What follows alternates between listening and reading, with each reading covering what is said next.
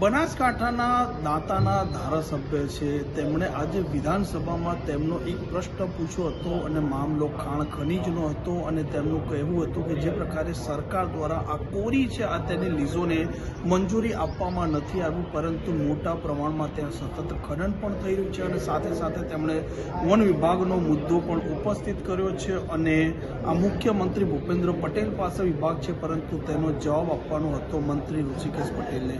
જે પ્રકારે આજે વિધાનસભામાં તમે પ્રશ્ન પૂછ્યો, મામલે અધ્યક્ષે થોડી ઉગ્રતા પણ દાખવી હતી, કયો પ્રશ્ન હતો અને શું આખી વાત હતી? આજે પ્રથમ પ્રશ્ન દિવસે જ મારો 6ઠ્ઠા નંબરનો પ્રશ્ન હતો અને ખાણ ખનીજનો પ્રશ્ન હતો, મારા વિસ્તારનો હતો। મેં ખાણ ખનીજ વિશે પ્રશ્ન પૂછવામાં આવ્યો, પણ મંત્રીશ્રીઓ મોગમમાં જવાબ આપ્યા। હકીકત કરતો વિપરીત જવાબો પણ આપવામાં આવ્યા। મેં મારા વિસ્તારની દોતા તાલુકાની અંદર ભેમાળની અંદર કોરીઓ જે ચાલી રહી છે, અઢળક કોરીઓ ચાલી છે, અને મંત્રીશ્રીને પૂછ્યું એટલે મંત્રીએ મને એવો જવાબ આપ્યો, એક પણ કોરી ચાલુ નથી એવું પોતે કબૂલ્યું હતું। અને સાથે એ જ વિસ્તારની અંદર આજુબાજુના ગામડાની અંદર પણ કોરીઓ મંજૂર કરવામાં આવી નથી। તો એ મુદ્દા પર મારો પ્રશ્ન એ હતો કે અંબાજીથી તારંગા જે રેલવે ચાલુ છે એમાં અઢળક હજારો સીએમટી માટે વિના મંજૂરીએ એજન્સીઓ લઈ ગઈ છે, તો એ રેવન્યુ વિભાગ પણ લાગુ પડતો હોય છે અને એ વિસ્તારની અંદર વન વિભાગ પણ લાગુ પડતો હોય, તો વિના મંજૂરી એવી તો કઈ એજન્સી હતી બે માથાવાળી તમે અઢળક હજારો સીએમટી માટી લેવા દીધી?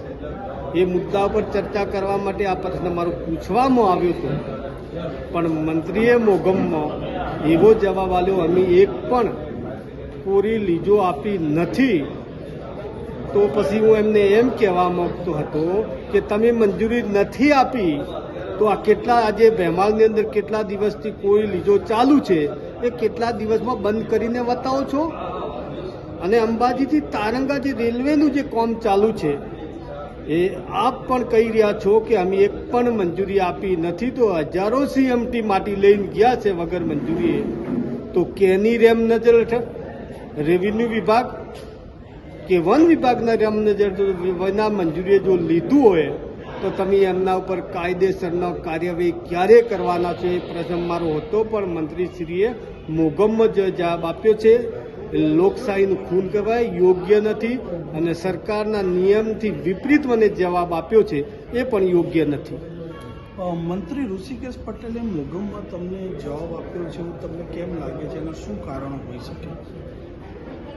એ વિસ્તારની અંદર એ પોતે જ કબૂલ કરી ગયા કે એ વિસ્તારમાંથી અમને 25 જેટલી રજૂઆતો મળી છે એવું પાછું છેલ્લે કીધું છે બીજા પ્રશ્નમાં।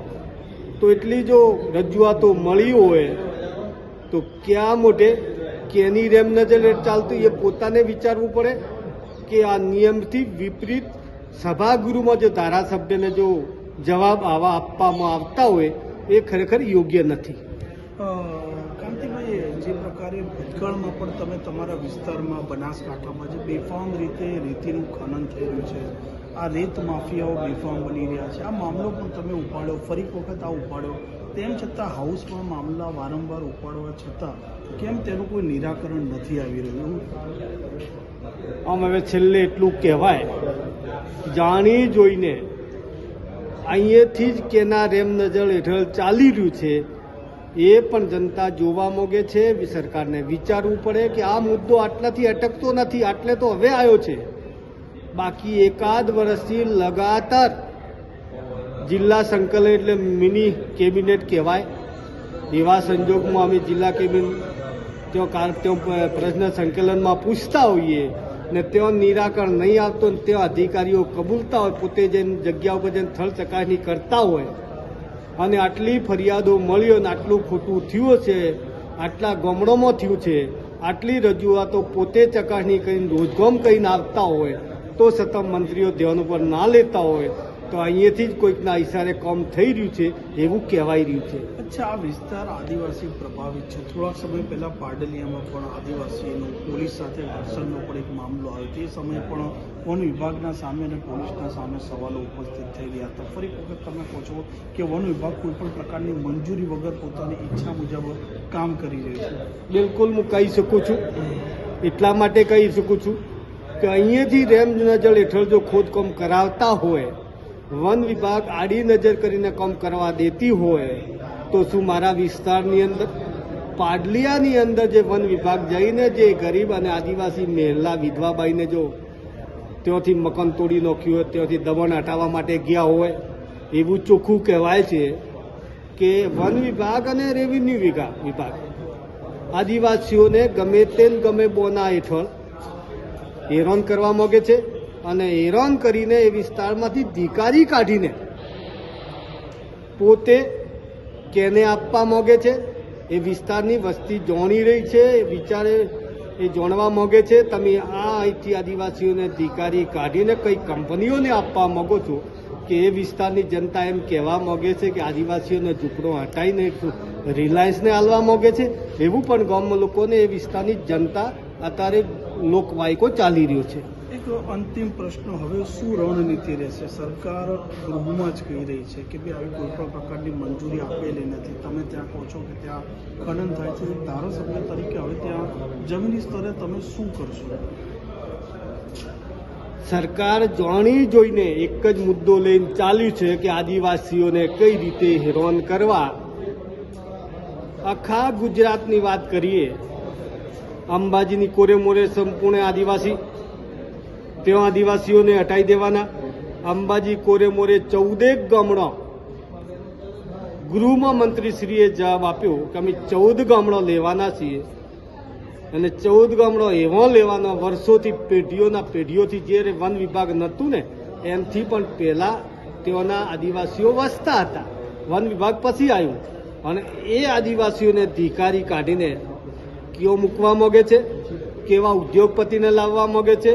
અંબાજીનો મુદ્દો હોય, પેલી બાજુ આ પોળોનો મુદ્દો હોય, પોળોમાં કોરે મોરે આદિવાસી હોય, પાવાગઢ બાજુ આદિવાસી હોય, પેલી બાજુની ગણીએ અહીંયા સરદાર કોલોનીમાં હોય, તેમાં પણ આદિવાસી જ્યાં આદિવાસીઓ છે એમના ઉપર જ સરકાર કેમ તડાપ મારવા માંગે છે એ વિચારવાનો વિષય છે.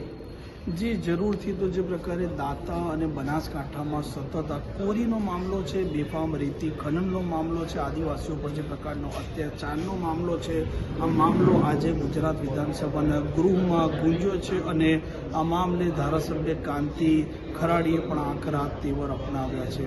આ પ્રકારના સમાચાર માટે નવજીવન ન્યૂઝની ચેનલ સાથે જોડાયેલા રહેજો. તોફિક ગાંચી, નવજીવન ન્યૂઝ, ગાંધીનગર.